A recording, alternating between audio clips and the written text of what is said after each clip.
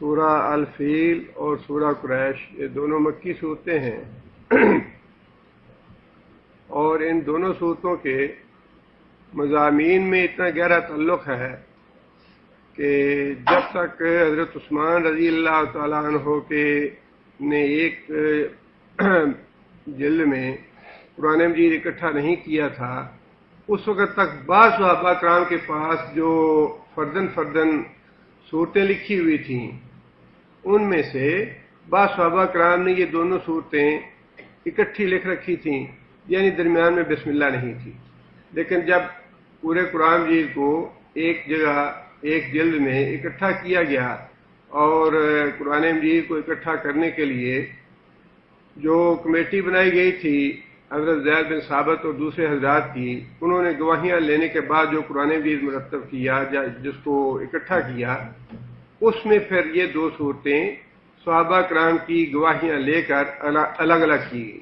لیکن ان دونوں صورتوں کا مضمون آپس میں اتنا زیادہ گہرا تعلق ہے اس کا اور گہرا ربط ہے کہ بعض صحابہ کرام یہ سمجھتے تھے کہ شاید یہ ایک ہی سورہ ہے، لیکن جب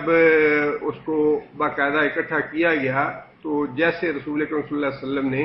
الگ الگ لکھوائی تھیں اور درمیان میں بسم اللہ الرحمن الرحیم لکھی گئی تھی، اسی طرح اس کو الگ کر کے بسم اللہ الرحمن الرحیم کے ساتھ لکھا گیا۔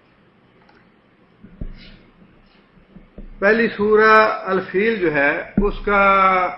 شان نزول آپ حضرات نے اکثر پڑھا بھی ہوگا اور سنا بھی ہوگا۔ اس سے پہلے سورہ بروج میں ہم یہ پڑھ چکے ہیں کہ تقریباً عیسیٰ علیہ السلام کی پیدائش سے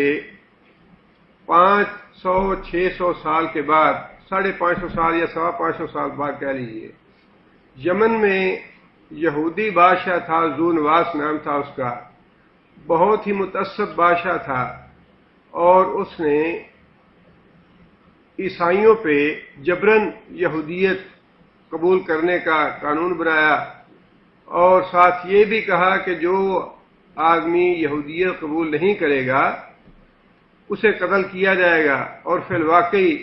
جیسا کہ سورہ بروج میں اللہ تعالیٰ نے یہ بات ارشاد فرمائی، مفسرین نے لکھا ہے تقریباً 20,000 سے لے کر 40,000 آدمیوں تک اس نے خندقیں کھود کر اور اس میں آگ جلوا کر 20 سے 40,000 انسانوں کو زندہ جلا دیا، صرف اس وجہ سے کہ اس وقت جو عیسائی حق پہ تھے یا صحیح دین پہ تھے، ان سے ان پہ جبراً وہ یہودیت ان سے منوانا چاہتا تھا۔ لیکن جن لوگوں نے یہودیت قبول نہیں کی ان کو زندہ جلوا دیا، اور ان کی تعداد مفسرین نے 20 سے لے کر 40,000 تک لکھی۔ یہ جب واقعہ ہوا تو جو آدمی بچ گئے تھے ان میں سے کچھ آدمی بھاگ کے کیسر کے پاس گئے، کیسر روم کے پاس، اور جا کے شکایت کی کہ ذو نواس نے اتنے عیسائیوں کو زندہ جلا دیا ہے اور اس سے انتقام لینا چاہیے۔ کیسر روم جو ہے اسے وہ ظاہر عیسائیت کا نمائندہ تھا، اور اس نے ان کی اس بات کو قبول کیا، اور حبشہ کا جو حاکم تھا وہ کیسر روم کے تابع تھا، اس نے لکھا کہ چڑھائی کرو یمن پہ، اور اس طرح ذو نواس نے اتنے عیسائیوں کو زندہ جلا دیا ہے اور اس سے انتقام لو۔ چنانچہ کیسر کے حکم پہ حبشہ کے حکمران نے 2 آدمیوں کو انتقام لینے کے لیے بھیجا، ان میں سے ایک کا نام اربات تھا اور ایک کا نام ابراہ تھا۔ یہ دونوں کمانڈر تھے حبشہ کی فوج کے، اور کم بیش 70,000 کی فوج دے کر اس نے بھیجا ان دونوں کمانڈروں کو کہ ذو نواس کو سے انتقام لو اس حادثے کا۔ چنانچہ دونوں کمانڈر گئے اور ذو نواس قتل ہو گیا، اس کی حکومت ختم کر دی گئی اور اس کی جگہ پہ شاہ افشا یا کیسر روم کا تسلط ہو گیا۔ لیکن جیسا عموماً ہوتا ہے، بعد میں پھر یہ جو دونوں کمانڈر تھے اربات اور ابرہہ، ان کی آپس میں لڑائی ہو گئی اور اس لڑائی میں اربات مارا گیا، ابرہہ زندہ رہ گیا، اور اس نے کیسر روم کو لکھ کے شاہ افشا کو اور کیسر روم کو بات چیت کر کے اس بات پہ آمادہ کر لیا کہ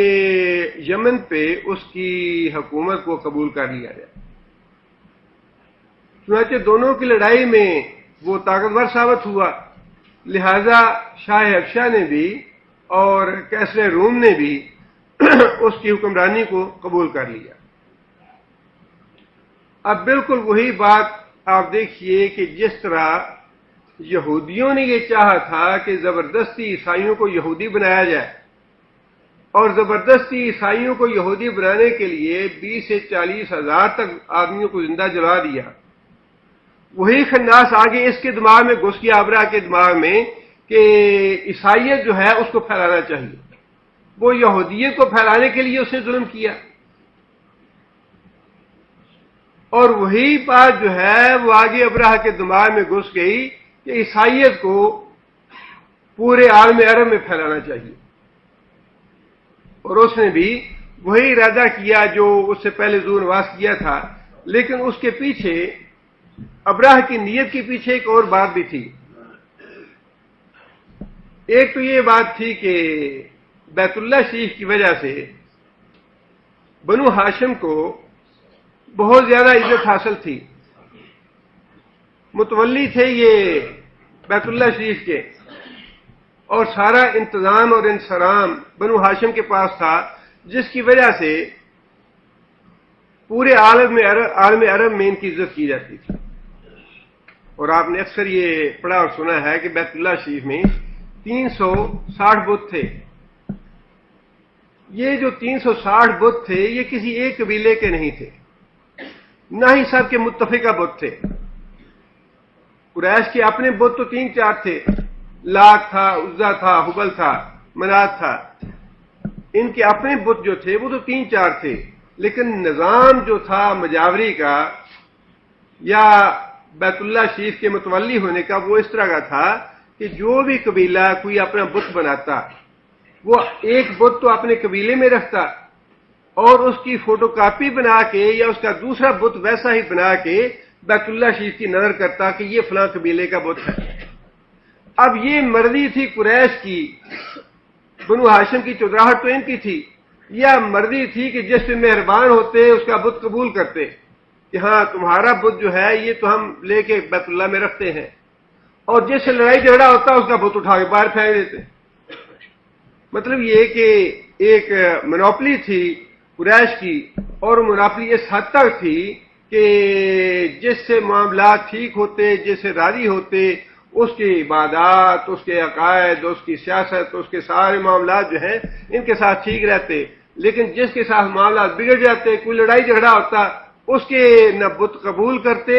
اور اگر کہیں کوئی پہلے سے پڑا ہوتا، لڑائی جھگڑا ہو گیا تو اس کا بت اٹھا کے باہر پھینک دیا۔ مکمل طور پہ خود مختار تھے یہ اس معاملے میں، اور اس طریقے سے بیت اللہ شریف میں 360 بت تھے، گویا یہ بھی ایک تجارت تھی۔ اب رسول اللہ صلی اللہ علیہ وسلم جب تشریف لائے، نبی صلی اللہ علیہ وسلم نے دعوت دی توحید کی، تو سب سے پہلا جواب قریش کا یہی تھا کہ یہ جو تم بات کہہ رہے ہو ایک اللہ کو ماننے والی، یہ اس طرح تو ہم زمین سے اچک لیے جائیں گے، ہماری تجارت ختم ہو جائے گی، ہماری عزت اور احترام ختم ہو جائے گا یہاں سے۔ وہ یہی بات تھی کہ چونکہ مناپلی تھی بیت اللہ شریف کے اوپر، اور اس معاملے میں بھی ان کا دین خالص تجارتی تھا کہ بت کا چڑھاوا چڑھانے کے لیے ان کی رضا قریش کی ضروری تھی۔ جس کے ساتھ راضی ہے اس کی نظر قبول ہے، اور جس کے ساتھ راضی نہیں ہے اس کی نظر واپس کر دی یا اٹھا کے باہر پھینک دی۔ اور دوسری اتنی عزت اور احترام جو تھا یہ ابراہ کو حسد پیدا ہوا اس کے دل میں کہ بیت اللہ شریف کی وجہ سے اتنی عزت اور احترام ہے قریش کا، اور اس کے مقابلے میں عیسائیوں کا بھی کوئی ایسا ہی سلسلہ ہونا چاہیے جس طرح ان لوگوں کا ہے۔ وہ اپنے آپ کو خاص مسلمان کہتے تھے یا جو بھی کہتے تھے، لیکن ان کا عقیدہ یہی تھا کہ ہم حضرت ابراہیم علیہ الصلوۃ والسلام کو ماننے والے ہیں اور حضرت ابراہیم علیہ الصلوۃ والسلام کے اس گھر کے رکھوالے ہیں۔ یہ جو عزت اور احترام تھا پورا عالم عرب میں قریش کا، یہ اس وجہ سے تھا۔ اس کے مد مقابل اس وقت بھی عیسائیت تھی، اور اس نے اس بات کی خواہش کی کہ ایک ایسا ہی نظام ہمارا بھی ہونا چاہیے، اور اس نے قسم کھائی کہ میں اس کو چھوڑ کے ایسا ایک مرکز بناؤں گا عیسائیت کا کہ لوگ اس کو چھوڑ کے ہمارے مرکز پہ آئیں گے۔ ایک وجہ تو قریش کی مقبولیت کی تھی اور ان کا عالم عرب میں عزت اور احترام تھا حسد کی وجہ، اور دوسری حسد کی وجہ یہ تھی کہ قریش جو تھے اسی اپنے منوپلی کی وجہ سے اور اسی عزت اور احترام کی وجہ سے تجارت کرتے تھے شام کے ساتھ، مصر کے ساتھ، فلسطین کے ساتھ اور افریقہ کے ساتھ۔ یہ سرد علاقے تھے، گرمی کے موسم میں ان علاقوں ٹھنڈے علاقوں کے ساتھ تجارت ہوتی، اور یمن کا علاقہ گرم تھا، لہذا سردیوں کے علاقے میں قریش مکہ کی تجارت یمن کے ساتھ ہوتی۔ اس تجارت کی وجہ سے قریش بہت زیادہ مالدار بھی تھے۔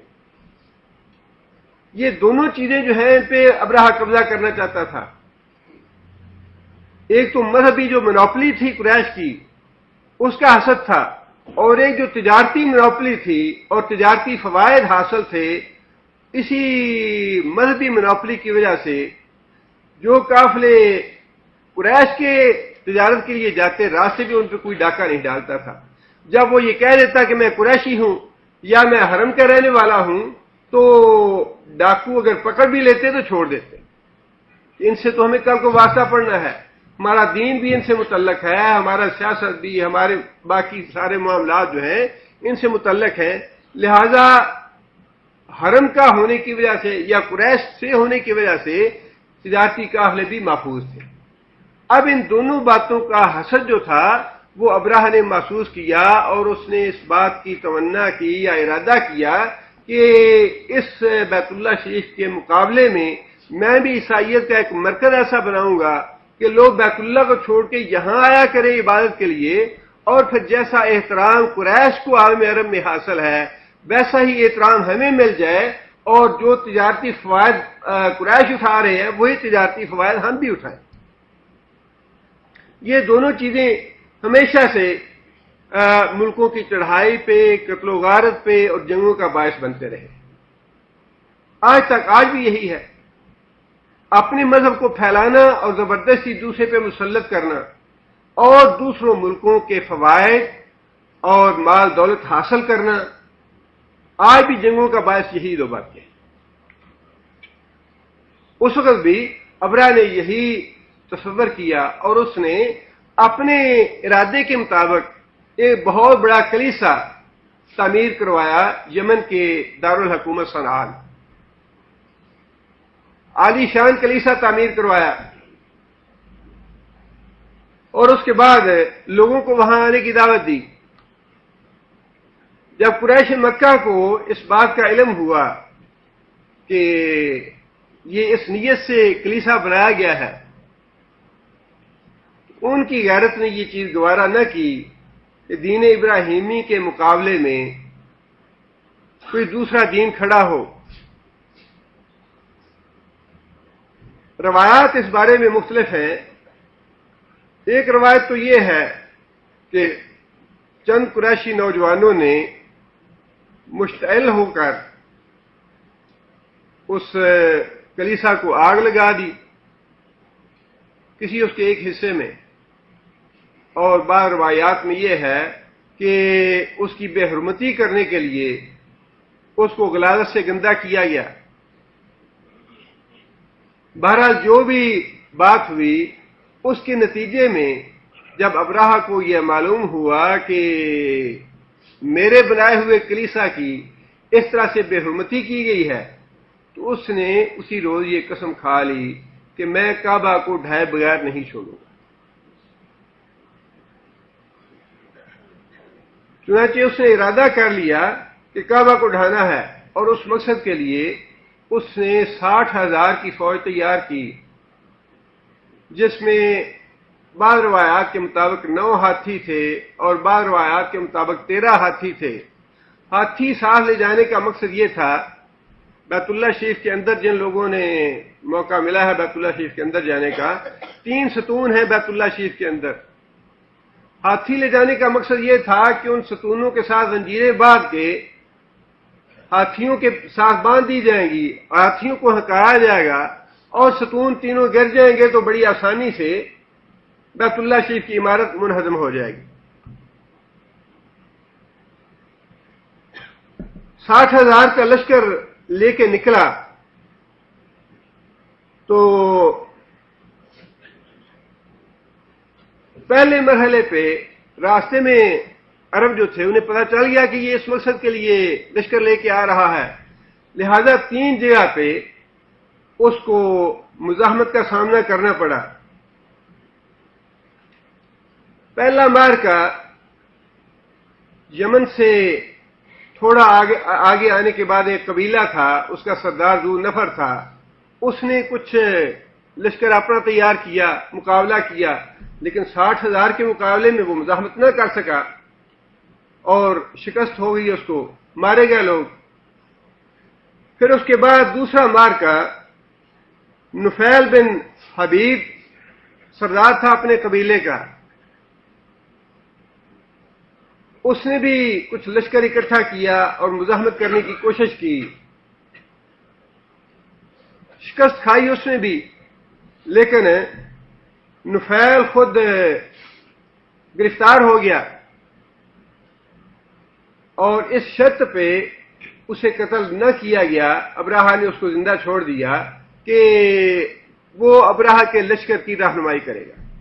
نفیل نے یہ بات قبول کر لی کہ میں تمہیں راستہ بتاؤں گا، بطور گائیڈ تمہارا کام کروں گا،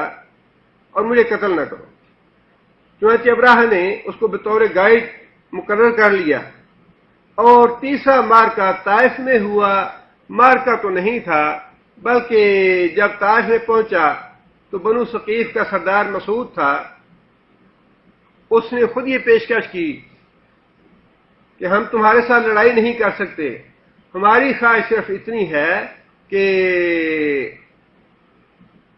ہمارے ہاں لات بت کا مندر ہے، ہم یہ چاہتے ہیں کہ اس کو نہ گرایا جائے، اور اس کے عوض میں ہم تمہاری یہ خدمت کرتے ہیں کہ مکہ تک جانے کے لیے ہم ابو رغال ایک آدمی تھا، اس کو بطور گائیڈ تمہارے ساتھ مقرر کرتے ہیں۔ ابراہ نے ان کی پیشکش قبول کر لی کہ میں تمہارا مندر ڈھانے کے لیے نہیں آیا،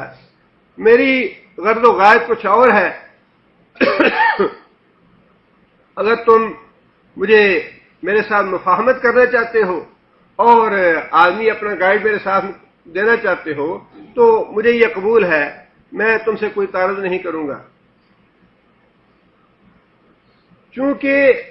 نفیل جو ہے وہ گرفتار ہونے کے بعد اپنی جان بچانے کے لیے اس نے یہ بات کہی تھی کہ میں تمہاری رہنمائی کرتا ہوں، اس سے تو لوگوں نے تعارض نہ کیا، اس کی پرواہ نہیں کی لوگوں نے۔ لیکن یہ جو آدمی تھے بنو ثقیف کے، انہوں نے آج خود پیشکش کی کہ تم ہماری جان بخشی کر دو، ہمارے مندر کو کچھ نہ کہو، لہذا ہم تمہیں گائیڈ دیتے ہیں۔ یہ جو آج خود پیشکش تھی، اس میں عربوں نے بڑی حد تک محسوس کی، اور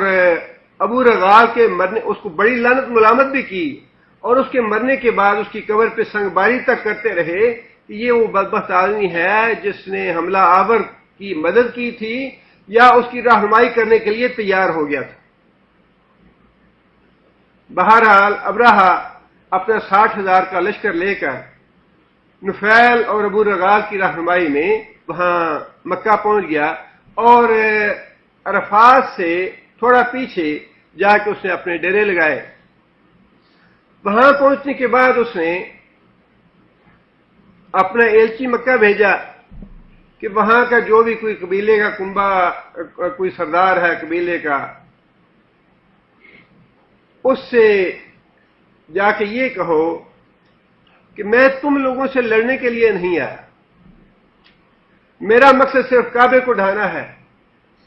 اگر تم اس معاملے میں میری مزاحمت نہیں کرو گے تو میں تمہارا کوئی جانی اور مالی نقصان نہیں کروں گا، لیکن اگر تم میرے راستے کی رکاوٹ بنو گے تو پھر میں اپنا ارادہ پورا کروں گا۔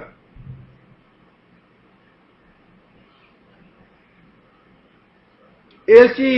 یہ پیغام لے کے عبد المطلب کے پاس گیا، اس لیے کہ اس وقت سرداری عبد المطلب کے پاس تھی۔ عبد المطلب نے باتیں سنی اس کی۔ عبد المطلب نے کہا کہ بھائی یہ گھر تو اللہ کا ہے، اللہ اس کا مالک ہے، اور ہمارے اندر یہ طاقت نہیں ہے کہ ہم 60,000 کے لشکر کا مقابلہ کریں۔ اب اس معاملے میں بعض لوگوں نے کچھ اعتراضات بھی کیے ہیں اور مختلف نقطہ نظر بھی پیش کیا ہے، اور قرآن مجید کی آیات سے یہ بات ثابت کرنے کی کوشش کی ہے کہ انہوں نے مقابلہ کیا تھا، اور اگرچہ وہ پہاڑوں پہ یا مکہ چھوڑ کے باہر چلے گئے اور وہاں سے مقابلہ کیا انہوں نے، ترمیہم کی ضمیر جو ہے انہوں نے عرب لوگوں کی طرف کی ہے کہ انہوں نے پتھر پھینکے تھے، پرندوں نے نہیں، لیکن وہ تفسیر جو ہے وہ اسے قبول عام حاصل نہیں ہوا، نہ ہی مفسرین نے اس کو قبول کیا ہے۔ اصل بات یہی ہے کہ ابو عبد المطلب نے یہی بات کہی کہ ہم تمہاری مزاحمت کرنے کے اہل نہیں، ہمارے اندر اتنی قوت اور اتنی جمعیت نہیں ہے کہ ہم 60,000 کا مقابلہ کریں۔ البتہ جو تمہارے لشکریوں نے یہاں آنے کے بعد کچھ لوٹ مار کی ہے یا کوئی مال وال لیا ہے، اس میں 200 اونٹ میرے بھی ہیں، اور میں یہ چاہتا ہوں میرے اونٹ واپس کر دیے جائیں۔ ایلچی عبد المطلب کو لے کے واپس آیا ابراہ کے پاس، تو عبد المطلب جو تھے وہ اتنے باروب اور باوقار شخصیت تھے کہ ابراہ بڑا متاثر ہوا اور بڑا مروب ہوا ان سے، خود اپنی جگہ سے اٹھ کے عبد المطلب کے پاس آگے بیٹھ گیا اور پھر اپنا مدعا بیان کیا کہ میں کعبے کو ڈھانے کی غرض سے آیا ہوں، لڑائی جھگڑا میری غرض نہیں ہے، لہذا میری مزاحمت نہ کرو۔ عبد المطلب نے وہی بات کہی جو ایلچی سے کہی تھی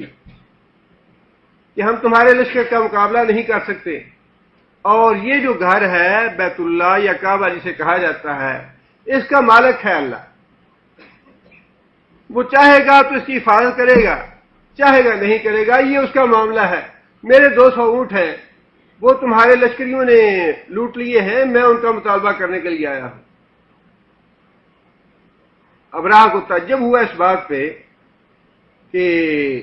اتنا خود غرض قسم کا آدمی ہے یہ، میں نے جو اثر لیا تھا اس کی شخصیت سے، اس سے تو اس کی شخصیت کا تاثر بالکل ختم ہو گیا۔ بہرحال جناب عبد المطلب نے یہی بات کی اور واپس چلے گئے۔ واپس جانے کے بعد جتنے بھی بستی کے لوگ تھے انہیں یہ کہہ دیا گیا کہ بچے اور بوڑھے اور عورتیں اور مرد اور جو جتنے بھی ہیں وہ سارے کے سارے پہاڑوں میں چلے جائیں۔ عبد المطلب چند لوگوں کو لے کے حرم شریف میں گئے اور جا کے وہاں پہ دعا کی اللہ تعالیٰ سے، خالص اللہ سے۔ ان کی دعائیں مفسرین نے اپنی تفسیروں میں نقل کی ہیں۔ عقیدہ تھا شرک کا، لیکن جب مصیبت سر پہ آ گئی، ایسی مصیبت جس کا وہ مقابلہ بھی نہیں کر سکتے تھے، تو پھر خاص انہوں نے دعا کی اللہ سے ہی، ایک اللہ سے، کہ یا اللہ ہم تیرے پاس آئے ہیں اور تو اسے یہ دعا کرتے ہیں، تو اسے درخواست کرتے ہیں کہ ہر آدمی اپنے گھر کی حفاظت کرتا ہے، یہ تیرا گھر ہے، یا اللہ تو بھی اپنے گھر کی حفاظت فرما۔ دوسری دعا یہ ہے کہ یا اللہ ہم تو اسے یہ دعا کرتے ہیں کہ کل کو صلیب والوں کی تدبیر تیری تدبیر پہ غالب نہ آئے، صلیبیوں کی تدبیر تیری تدبیر پہ غالب نہ آئے، یا اللہ تو اپنی تدبیر کو، اپنے قید کو اور اپنی چال کو کامیاب فرما۔ جتنی بھی دعائیں نقل کی ہیں یا جتنے بھی الفاظ ملتے ہیں عبد المطلب کے، ان سب میں نہ تو لاک کا نام ہے، نہ عزا کا نام ہے، نہ کسی 11ویں والے کا نام ہے، نہ داتے کا ہے، نہ 12ویں والے کا، نہ 11ویں والے کا، وہ سارے بھول جاتے ہیں۔ اور اللہ نے بار بار یہ بات قرآن میں ارشاد فرمائی ہے کہ جب تم سمندر میں ہوتے ہو، تمہاری کشتی بھنور میں پھنس جاتی ہے، جب تمہیں ہوائی جہاز میں جھٹکا لگتا ہے، جب زلزلے کے لیے ذرا سی زمین میں ہلاتا ہوں تو سب کی زبان پہ لا الہ الا اللہ آتا ہے، کوئی سارے بھول جاتے ہیں داتے واتے کو۔ اور یہی معاملہ وہاں بھی ہوا، جو بھی 360 بت رکھے تھے وہ اپنے قبیلوں کے تھے یا غیروں کے قبیلے کے تھے، پوجتے تو انہی کو تھے، نام تو انہی کا لیتے تھے، لیکن جب مصیبت آئی، جب تکلیف آئی اور جب دیکھا کہ اب بچنے کا کوئی راہ نہیں ہے، اللہ کے علاوہ کسی دوسرے کی پناہ نہیں ہے، تو پھر صرف ایک اللہ کا نام لے کے اللہ سے دعا کی۔ اور یہی وہ بات ہے جو رسول اللہ صلی اللہ علیہ وسلم نے فرمائی ہے، کل مولود یولد علی الفطرہ، ہر انسان کلمہ توحید پہ پیدا کیا جاتا ہے۔ توحید اللہ نے انسان کی فطرت میں رکھی ہے، اسی لیے توحید کے معاملے میں معافی نہیں ہے قیامت کے دن۔ باقی سارے گناہوں کی معافی ہے، لیکن شرک کے معاملے میں معافی اس لیے نہیں ہے، اللہ تعالیٰ نے توحید انسان کی فطرت میں اور انسان کے مزاج میں رکھا ہے، بالکل ایسے ہی جیسے بھوک اور پیاس انسان کے مزاج میں ہے، انسان کے فطرت میں ہے، بالکل ایسے ہی توحید انسان کی فطرت میں ہے۔ یہی معاملہ حضرت اکرمہ کے ساتھ ہوا تھا، بھاگ کے چلے گیا فتح مکہ کے موقع پہ، اور کشتی میں سوار بھی ہو گیا یمن پہنچنے کے لیے، لیکن جب کشتی بھنور میں پھنسی اور ملا نے کہا کہ اللہ کو پکارو کہ اللہ یہاں سے نجات دے، ایک اللہ کے علاوہ کوئی یہاں سے نجات دینے والا نہیں ہے، اکرمہ کہنے لگے کہ اسی بات سے تو ہم بھاگ کے آئے ہیں، اگر یہ بات ماننی ہے اور یہی حقیقت ہے تو پھر ہم بھاگ کے کیوں آئے ہیں؟ اسی وقت آنکھوں کی پٹی کھول گئی، پردے آگے سے ہٹ گئے اور یہ عہد کر لیا کہ اگر اللہ نے بچا لیا تو میں واپس چلا جاؤں گا۔ واپس گیا تو بیوی کھڑی تھی زبان لے کے نبی صلی اللہ علیہ وسلم کی، اور یہاں بھی بات وہی ہوئی کہ جتنے بھی بت تھے سارے کے سارے پڑے کے پڑے رہ گئے، اور جب اللہ تعالیٰ جب دعا کی تو صرف ایک اللہ سے دعا کی کہ یا اللہ تیرے گھر پہ حملہ ہونے والا ہے اور ہم عاجز ہیں، ہم کمزور ہیں، ہم دفاع نہیں کر سکتے، یا اللہ سارے بندے اپنے گھروں کا دفاع کرتے ہیں، تو بھی اپنے گھر کا دفاع کر۔ دعا کی اور اس کے بعد خود بھی اور جو ساتھ اپنے ساتھی تھے ان کو بھی لے کے پہاڑوں پہ چلے گئے۔ اگلے روز جب ابراہا نے چڑھائی کا فیصلہ کیا، بعض مفسرین نے ایک بڑی عجیب بات لکھی ہے، نفیل جو گائیڈ تھا راستے سے جس نے مزاحمت کی تھی دوسرے مرحلے میں،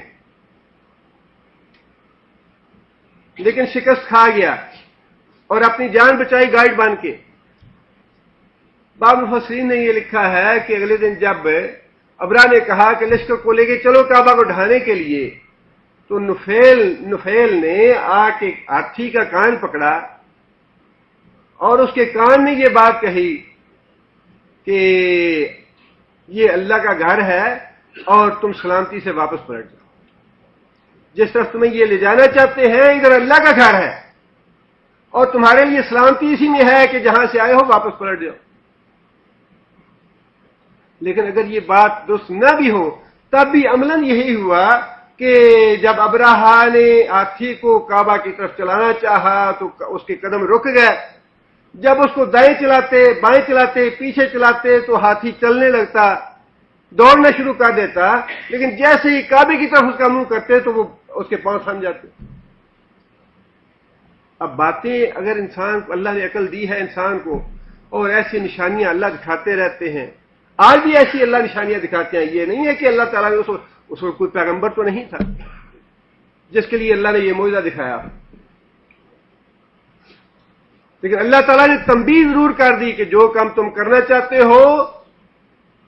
یہ سراسر اللہ سے مقابلہ ہے اور یہ مقابلہ تم نہیں کر سکتے، سلامتی اسی میں ہے کہ واپس پلٹ جاؤ جدھر سے آئے ہو. سراقہ نے نبی صلی اللہ علیہ وسلم کا تعاقب کیا، قریب پہنچا. حضرت ابوبکر صدیق رضی اللہ تعالیٰ عنہ کے آنسو نکل آئے کہ یا رسول اللہ یہ تو بالکل قریب پہنچ چکا، واللہ مجھے اپنی جان کی فکر نہیں ہے، مجھے آپ کی جان کی فکر ہے. پاؤں گڑ گئے اونٹ کے زمین میں، کوشش کے باوجود اونٹ کے پاؤں زمین سے نہ نکلے. سراقہ کو سمجھ آ گئی کہ یہ معاملہ وہ نہیں جو میں سمجھ رہا ہوں. درخواست کی کہ اے محمد صلی اللہ علیہ وسلم دعا کیجیے میرے لیے. دعا کی تو پھر تما اور لالچ غالب آ گیا، پھر پیچھے چلا، پھر اس کے پاؤں پھنس گئے.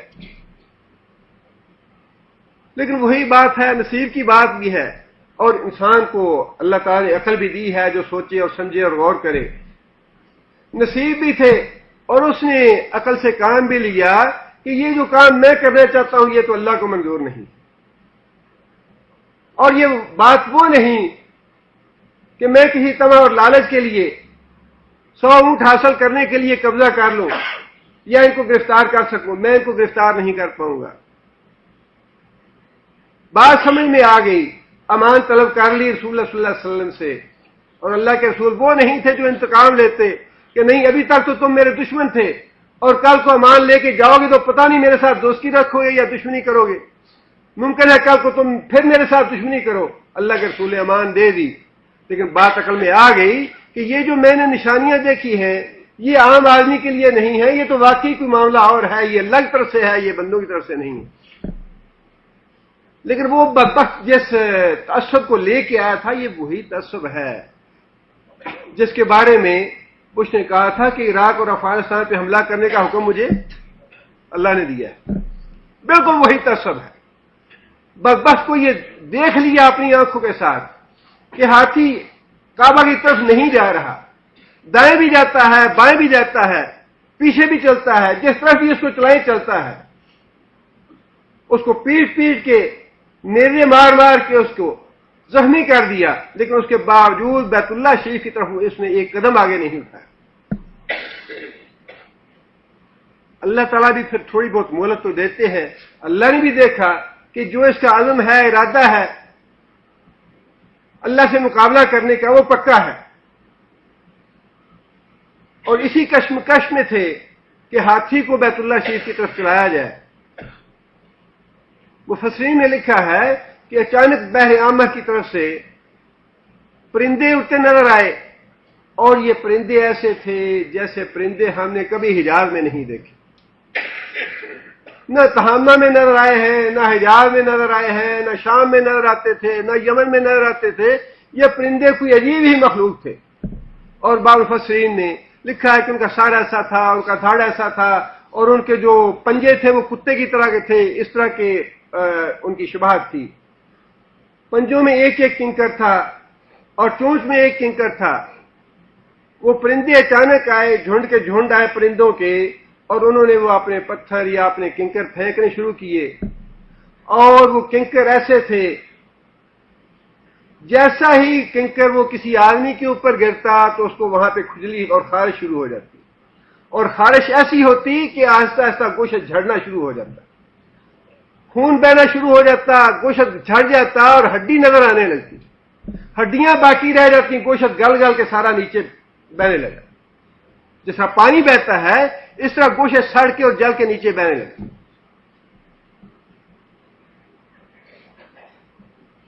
ہاتھیوں کا بھی یہی حال ہوا. 60,000 کی تعداد تھی. مفسرین نے لکھا ہے کہ 60,000 میں سے بیشتر کی مواد وہاں ہو گئی. اب رہا جو ہے وہ نفیل کو آوازیں دیتا رہا کہ ہمیں واپسی کا راستہ بتاؤ، واپس کدھر سے جانا ہے. اور نفیل نے جا کے بڑے پھر اچھے شعر لکھے. اس نے کہا کہ اس قوم کا ہر آدمی نفیل نفیل نفیل اس طرح پکار رہا تھا جس طرح نفیل ان کا مقروض ہو. میں کوئی حبشو کا مقروض تھا، مجھے پکارتے تھے، وہاں پکارتے تھے راستے کے لیے، لیکن پکارتے اس طرح تھے جیسے میں نے کوئی ان کا قرض لیا ہوا ہے کہ اب واپس کس راستے سے جائیں. سارے ہاتھی بھی مارے گئے، سارا لشکر بھی جو بچ گئے تھے وہ راستے میں مر گئے جاتے ہوئے، اور بیشتر لوگ جو تھے اور ہاتھی ان کے وہیں مر گئے۔ یہ ہے وہ سارا واقعہ جس کا اللہ تعالیٰ نے اس سورہ میں ذکر ارشاد فرمایا ہے، اور پھر اسی حوالے سے اگلی سورہ بھی ہے۔ اس سورہ کا ترجمہ یہ ہے، الم تری کیف فعل ربک باصحاب الفیل۔ الم تری، کیا تو نے نہیں دیکھا؟ مخاطب تو نبی صلی اللہ علیہ وسلم ہے، اور رسول اکرم صلی اللہ علیہ وسلم کی ولادت باسعادت اس واقعے کے سال کو عام الفیل کہا جاتا ہے، فیل والا سال۔ اور بعض مورخین نے یہ بات لکھی ہے کہ اس واقعے کے 50 دن کے بعد رسول اکرم صلی اللہ علیہ وسلم کی ولادت باسعادت ہوئی۔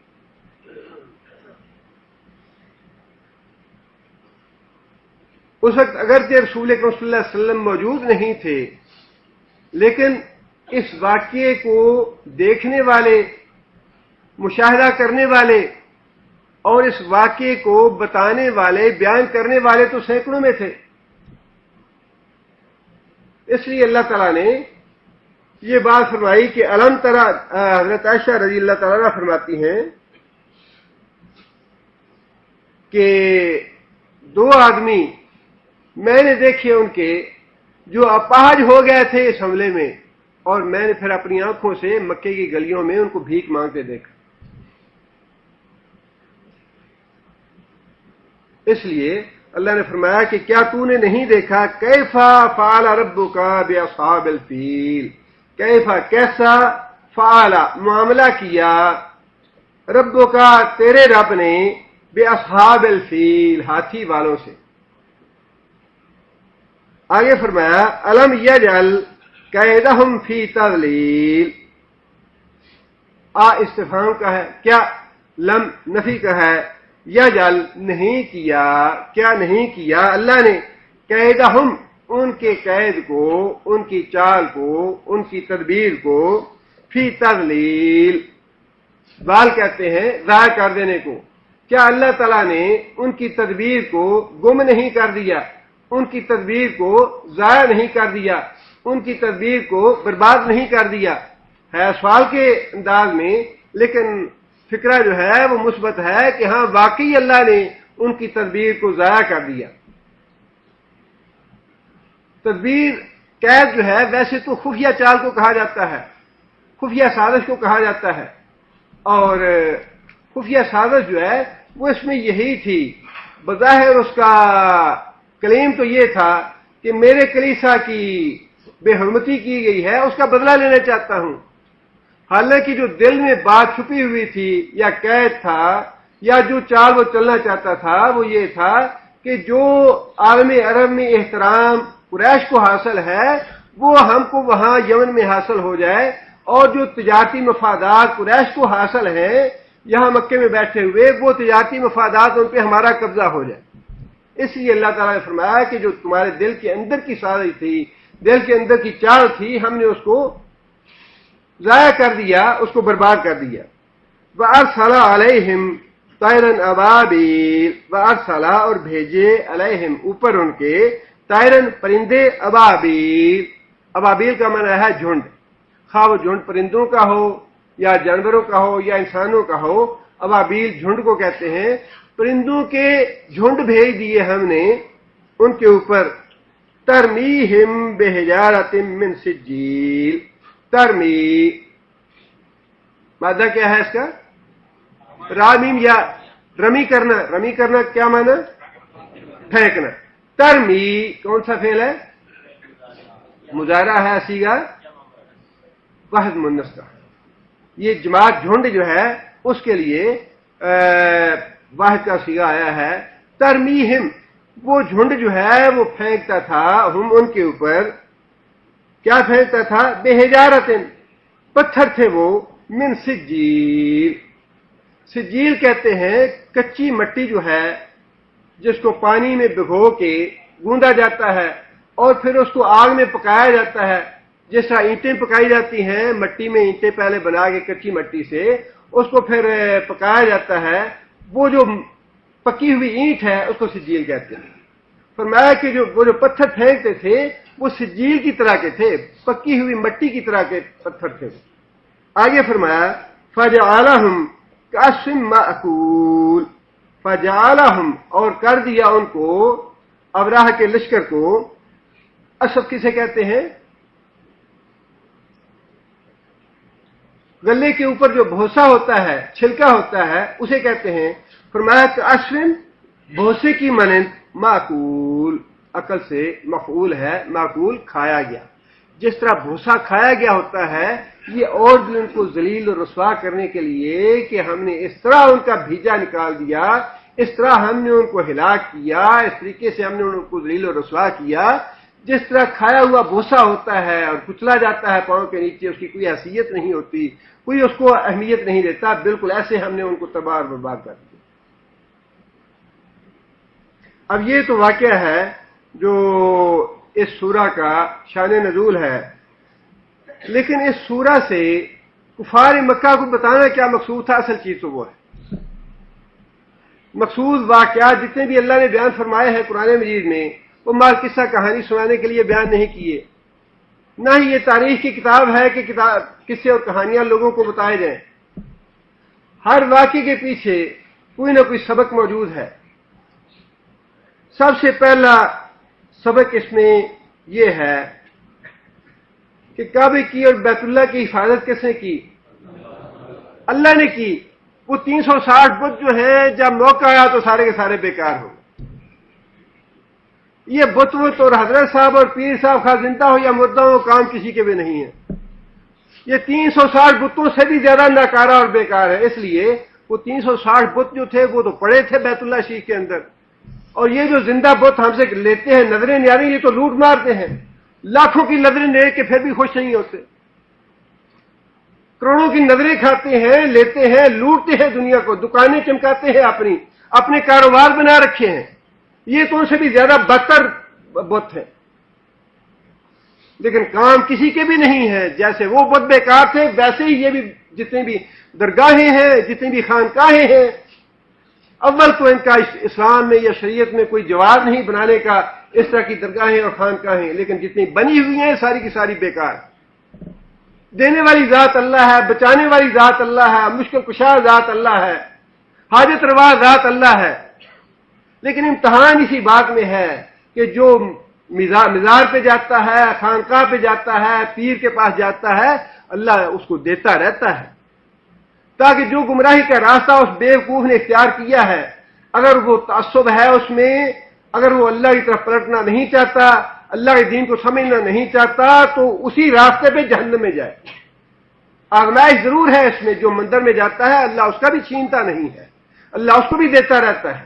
جو بت کو پوجتا ہے اللہ دیتا اس کو بھی رہتا ہے۔ اس لیے کہ اللہ نے امتحان لینا ہے کہ تم یہ جو عقیدہ تم نے اختیار کیا ہے، ماں باپ کے کہنے سے اختیار کیا ہے یا کسی دلیل کے بنا پہ اختیار کیا ہے۔ دوسری بات اس میں یہ ہے کہ اور یہ تاریخوں میں بات لکھی ہے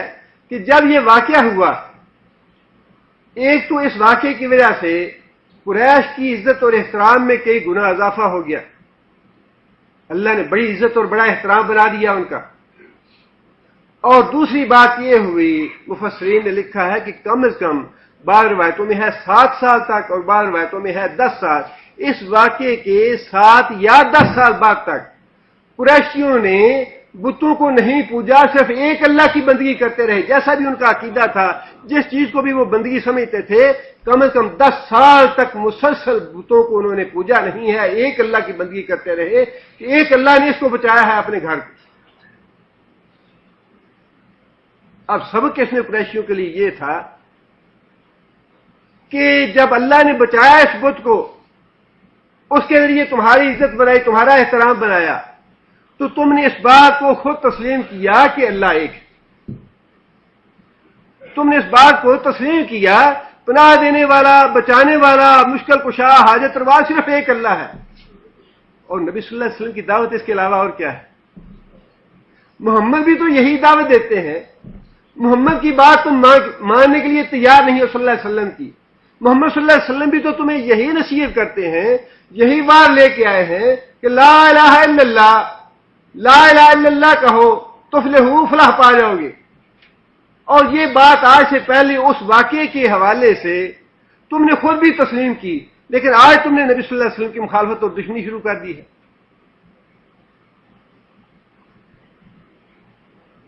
اور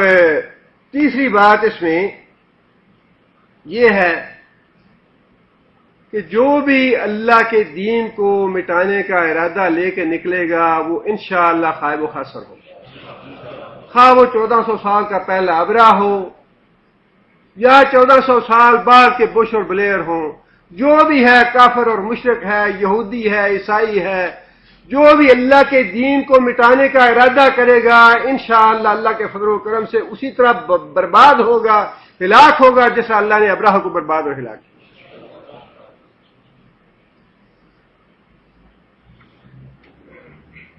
ٹھیک ہے، آج کافر اپنی قوت کے زور پہ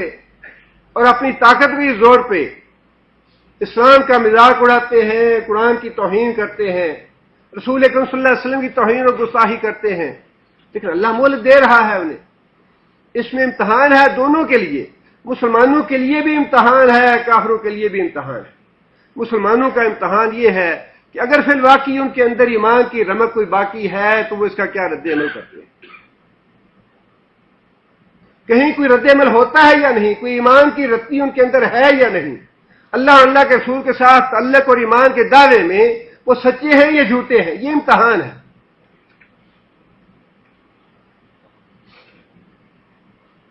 لا یؤمن احدکم حتی اکون احب الیہ من ولدہ ووالدہ والناس اجمعین. جب تک آدمی اپنے باپ سے، اپنے بیٹے سے، اپنے سارے محبوب بندوں سے زیادہ مجھ سے محبت نہیں کرتا، اس وقت اللہ کی قسم کوئی آدمی مومن نہیں ہو سکتا.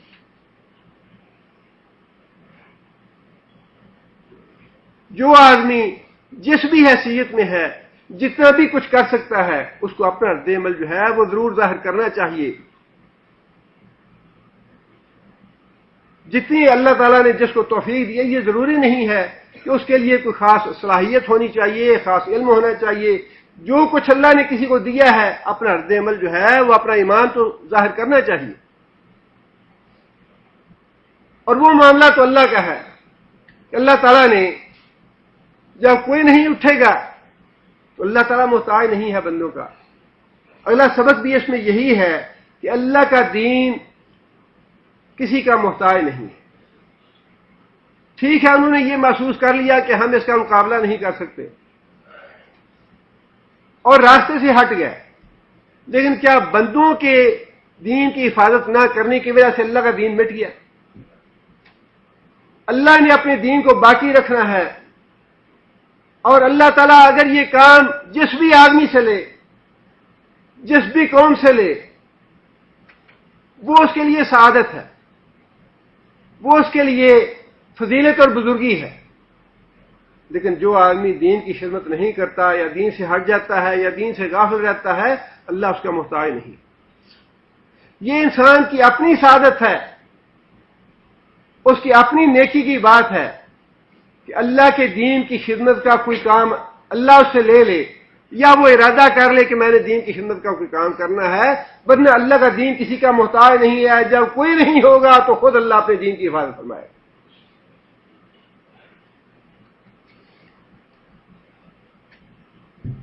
اور پھر یہی بیت اللہ شریف ہے جس کے بارے میں رسول اللہ صلی اللہ علیہ وسلم نے یہ بات بھی ارشاد فرمائی کہ قیامت کا جب زمانہ قریب آئے گا تو ایک پتلی پنڈلیوں والا حبشی بیت اللہ شریف کو گرا دے گا. اللہ تعالیٰ کی جب تک مشیت ہے،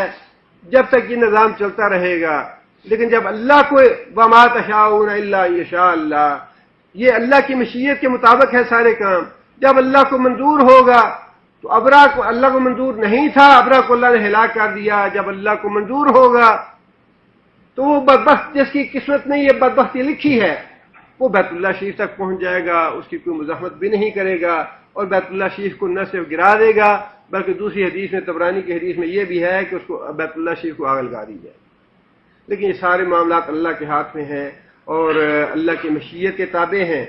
اللہ جو کام جب چاہتا ہے اپنے بندوں سے کروا لیتا ہے، اور اللہ کے لشکر اتنے بے پناہ ہیں، اللہ کے لشکر اتنے بے پناہ ہیں کہ اللہ تعالیٰ نے خود فرمایا وما یعلم جنود ربک الا ہو، اللہ کے علاوہ کوئی جانتا نہیں کہ اللہ کے لشکر کون سے ہیں. اللہ کسی کو ہلاک کرنا چاہتا ہے پانی سے کر دیتا ہے، کسی کو ہلاک کرنا چاہتا ہے ہوا سے کر دیتا ہے، کسی کو ہلاک کرنا چاہتا ہے پرندوں سے کر دیتا ہے، کسی کو ہلاک کرنا چاہتا ہے زلزلے سے کر لیتا ہے. اور یہ سارے اللہ کے لشکر ہیں. اللہ نے جو کام کرنا ہے، جو اللہ کی مشیت ہے، اللہ سے پوری طرح قادر. یہ مضمون اور یہ شان نزول اس سورہ کا ہے. اور اسی حوالے سے آگے پھر اللہ تعالیٰ نے قریش کو کچھ اور نصیحتیں کی ہیں. اللہ تعالیٰ نے قریشیوں نے یہ بات تو محسوس کر لی کہ اس واقعے کی وجہ سے اللہ نے ہماری عزت میں بڑا اضافہ کر دیا ہے، ہمارے احترام میں بڑا اضافہ کر دیا ہے. اور دوسری بات قریشیوں نے جو محسوس کی اس وقت وہ یہ تھی ایک اللہ کے علاوہ کوئی معبود نہیں. یہ دونوں باتیں اس واقعے کا حاصل تھیں. اب اسی واقعے کو سامنے رکھتے ہوئے اللہ تعالیٰ نے قریشیوں کو یہ نصیحت فرمائی لإیلاف قریش. بسم اللہ الرحمن الرحیم. لإیلاف قریش، لام کا معنی واسطے یا چونکہ، ایلاف